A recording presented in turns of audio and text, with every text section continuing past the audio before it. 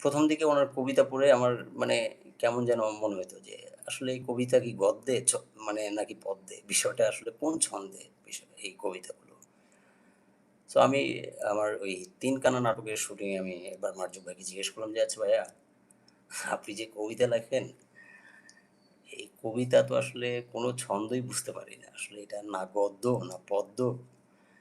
আসলে এই কবিতা আসলে কোন ছন্দে লেখেন? একটু বলবেন?" তো উনি আমাকে তখন উত্তর দিলেন, জাস্ট এই উত্তরটা আমি মানে প্রত্যাশাই করিনি। উনি জাস্ট একটা শব্দে আমার এই কোয়েশ্চেনটার উত্তর দিয়েছেন। উনি বলেছেন, "স্বাচ্ছন্দ্যে।" মানে উনি কবিতা লেখেন স্বাচ্ছন্দ্যে। এবং আমি তখন ভাবলাম যে আসলেই সত্যি। যে